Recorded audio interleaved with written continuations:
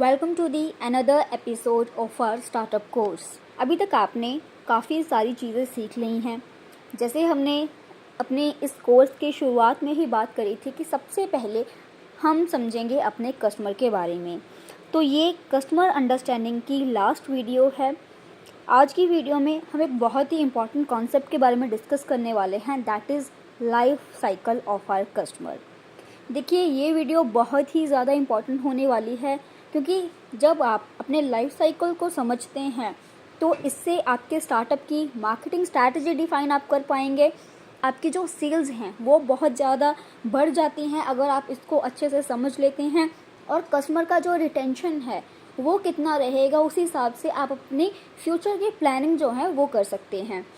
तो आज की वीडियो में हम समझेंगे कस्टमर लाइफ साइकिल के बारे में, क्या होता है life cycle of our customer, क्या स्टेजेस होती हैं और क्या एक जर्नी होती है कस्टमर की। स्टेप बाय स्टेप हर एक चीज़ को समझेंगे। बात करते हैं सबसे पहले कि एक लाइफ साइकिल होता क्या है। लाइफ साइकिल एक रोड मैप होता है आपके कस्टमर की जर्नी का, जिससे कस्टमर आपके प्रोडक्ट तक कैसे पहुंचता है या फिर कहें कैसे अवेयर होता है, उससे लेकर कस्टमर कैसे आपके प्रोडक्ट को यूज़ करता है और क्या कस्टमर को वैल्यू दिखती है उस प्रोडक्ट में, और क्या आपका जो कस्टमर है वो आपका लॉयल कस्टमर, आपका एडवोकेट बनता है। ये कस्टमर अवेयरनेस से लेकर कस्टमर की लॉयल्टी तक ये पूरी एक कस्टमर की जर्नी होती है। ठीक है, आपको समझ में आ गया कि कस्टमर का लाइफ साइकिल होता क्या है। अब बात करते हैं सीधा कि क्या स्टेजेस होती हैं कस्टमर लाइफ साइकिल की, जो आपको समझना बहुत ही ज़्यादा ज़रूरी है। सबसे पहले बात करते हैं फर्स्ट स्टेज की, that is pre acquisition stage, मतलब कस्टमर तक कैसे पहुंचा जाए। बात करते हैं सेकंड स्टेज की, दैट इज़ ड्यूरिंग एक्विजिशन, मतलब आपका जो प्रोडक्ट है कस्टमर वो कैसे यूज़ कर रहा है। इसमें हम इस स्टेज में हम ये चीज़ें देखेंगे, उनको क्या वैल्यू आपके प्रोडक्ट में मिल रही है कि नहीं, ये सारी चीज़ें इसमें होंगी। बात करते हैं थर्ड स्टेज की, that is post acquisition stage. इसमें क्या जो आपका कस्टमर है वो आपका रिपीट कस्टमर बन रहा है कि नहीं, और क्या वो आपके प्रोडक्ट के बारे में अपने दोस्तों को, अपने आसपास में आपके प्रोडक्ट की क्या वो प्रमोशन, क्या वो एडवोकेसी कर रहा है कि नहीं। ठीक है, ये चीज़ आएगी थर्ड स्टेज में, दैट इज़ पोस्ट एक्विजिशन। आपको समझ में आ गया लाइफ साइकिल क्या होता है, क्यों ज़रूरी है एज अ एंटरप्रेन्योर आपको समझना। स्टेजेस के बारे में समझ लिया।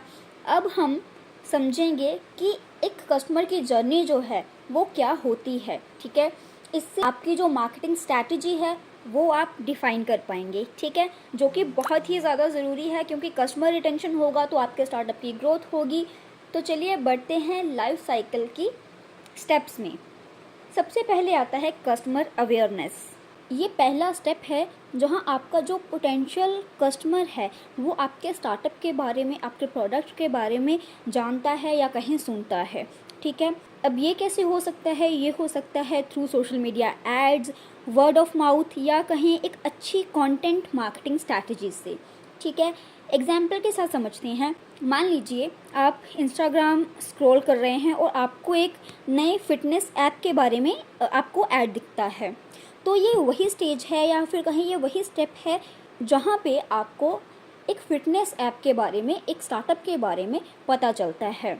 सेकंड स्टेप है इंटरेस्ट एंड कंसिडरेशन। जैसे ही जो यूज़र है वो आपके प्रोडक्ट के बारे में, आपके स्टार्टअप के बारे में जानता है, उसका इंटरेस्ट बढ़ता है, वो आपके वेबसाइट पे विज़िट करता है, आपके कंटेंट से इंगेज होता है, रिव्यूज़ पढ़ता है और आपके प्रोडक्ट को कॉम्पिटिटर्स के साथ कंपेयर करने की कोशिश करता है इस स्टेज में। ठीक है, फॉर एग्जांपल फिटनेस ऐप की ही एग्जांपल ले लेते हैं।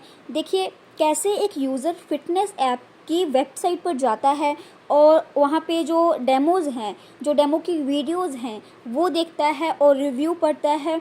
यहाँ से सिग्नल जाता है कि अगर आपका जो कस्टमर है, या फिर कहीं आपके ही एग्जांपल ले लेते हैं कि आपने एड्स के थ्रू एक फ़िटनेस ऐप को देखा, एंड जब आपका इंटरेस्ट बढ़ा, आपने क्या करा, आप इंटरेस्टेड हैं ऐप में, इसीलिए आप वेबसाइट में जाते हैं, आप वेबसाइट में विज़िट करते हैं, डेमो देखते हैं और यूज़र रिव्यू पढ़ते हैं, और वहाँ पे आपका जो इंटरेस्ट है वो उठता है कि हाँ इसमें मेरा कुछ फ़ायदा हो सकता है, या आपका इंटरेस्ट मेनली जागता है।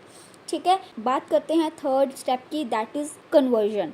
कन्वर्जन स्टेज वही पल है जब जादू होता है, मैजिक होता है। यूज़र्स वो एक्शन लेता है जो आप चाहते हैं, जैसे एक फ्री ट्रायल के लिए साइन अप करना या प्रोडक्ट खरीदना। ठीक है, यहाँ पे आपका जो कस्टमर है, या फिर आपके ही जैसे हमने एग्जांपल ली, आप कन्विंस हो गए हैं, आप एक फ्री 7 डेज़ ट्रायल के लिए फिटनेस ऐप में साइन अप करते हैं और अपना जो पेमेंट इन्फॉर्मेशन है वो आप प्रोवाइड करते हैं। ठीक है, बात करते हैं फोर्थ स्टेज की, या फिर कहें फोर्थ स्टेप की, that is use your product. यहाँ पे आप जो वो ऐप है, या फिर कहें जो वेबसाइट है जो आपने ट्रायल लिया है, उसका आप यूज़ करते हैं, और यहाँ पे कस्टमर देखता है कि जो ये सर्विस है या फिर कहें जो ये प्रोडक्ट है वो कितनी आसानी से मैं यूज़ कर पा रहा हूँ, और क्या वो मेरी जो प्रॉब्लम है या फिर जो कहें मेरी नीड है उसका क्या सल्यूशन मेरे को मिल रहा है कि नहीं, कितनी आसानी से मैं इसके फंक्शंस को यूज़ कर पा रहा हूँ। अगली स्टेज है रिसीव सपोर्ट। कस्टमर को मान लीजिए अगर कोई प्रॉब्लम हो तो उसको सपोर्ट कहाँ मिलेगी? क्या आपके पास कोई ऑटोमेटेड सॉफ्टवेयर है या कोई और मीडियम है कस्टमर सपोर्ट का? तो ये चीज़ बहुत ही ज़्यादा ध्यान देने वाली है हर एक स्टार्टअप के लिए, हर एक एंटरप्रेन्योर के लिए। कभी कभार क्या होता है कि इनिशियली हम अपना प्रोडक्ट या सर्विस को देकर कस्टमर को बेटर सर्विस नहीं दे पाते, जिसकी वजह से क्या होता है जो कस्टमर का रिटेंशन रेट है वो बहुत ही ज़्यादा गिर जाता है। तो ये चीज़ आपको ज़रूर ध्यान देनी है। बात करते हैं नेक्स्ट स्टेप की, that is retention and loyalty. अगर आपका सपोर्ट सिस्टम जो है वो अच्छा होगा, कस्टमर की सर्विस जो है वो अच्छी होगी, तो दैट इज़ प्रीटी ऑब्वियस कि आपका जो कस्टमर है वो आपके पास रिटेन रहे और आपका लॉयल कस्टमर बने। ठीक है, अब इस स्टेज में, इस स्टेप में अब बात सिर्फ और सिर्फ रह जाती है रिटेंशन और लॉयल्टी की। स्टार्टअप्स कस्टमर को इंगेज और सेटिस्फाइड या कहें लॉयल रखने में काम करने चाहिए।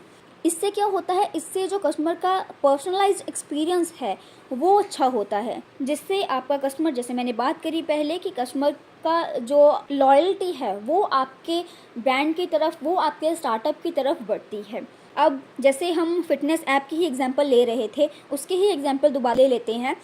फिटनेस ऐप आपको पर्सनलाइज्ड वर्कआउट प्लान जो है वो मान लीजिए दे रही है, आपका जो प्रोग्रेस है वो ट्रैक कर रही है, और एक्सीलेंट कस्टमर सपोर्ट आपको प्रोवाइड कर रही है, जिससे आप इंगेज हो रहे हैं और सेटिस्फाइड हो रहे हैं। तो आप इन फ्यूचर वो ऐप को यूज़ करेंगे ही करेंगे। रिटेंशन एंड लॉयल्टी के बाद लास्ट स्टेज आती है, that is advocacy stage. Loyal customers आपके ब्रांड के एडवोकेट बन जाते हैं, जो फ्रेंड्स और फैमिली को आपके स्टार्टअप के बारे में प्रमोट करते हैं सोशल मीडिया पे या फिर वर्ड ऑफ माउथ। ये वैसे स्टेज है जहां हर एक एंटरप्रेन्योर का मकसद होना चाहिए कि मुझे हर एक अपने कस्टमर को इस फाइनल स्टेज तक लेकर आना है, उनको बेटर सर्विस देनी है, उनको वैल्यू प्रोवाइड करनी है, उनकी जो प्रॉब्लम है उनका मेरे को सोल्यूशन देना है। तो ये थी आपके कस्टमर की एक जर्नी। अपने स्टार्टअप सफ़र में सक्सेस पाने के लिए हमेशा कस्टमर बिहेवियर को आपको एनालाइज करना है, अपने कस्टमर से फीडबैक लेते रहना है और अपनी जो स्ट्रैटेजीज़ है उनको इवॉल्व करते रहना है। तब आप अपना एक सक्सेसफुल जो स्टार्टअप है वो बिल्ड कर पाएंगे, कस्टमर को भी सेटिस्फाई कर पाएंगे, और कस्टमर हैप्पी तो एवरीथिंग इज़ हैप्पी। तो ये थी हमारी आज की वीडियो। होप आपको कुछ हेल्प मिल पाई हो, आपने कस्टमर लाइफ साइकिल को समझ लिया है। आगे आने वाली वीडियोस में हम और इंटरेस्टिंग टॉपिक के बारे में डिस्कस करने वाले हैं, इसीलिए चैनल को ज़रूर सब्सक्राइब करिए और बेल आइकन को ज़रूर प्रेस करिए ताकि आने वाली किसी भी वीडियो का नोटिफिकेशन मिस ना हो।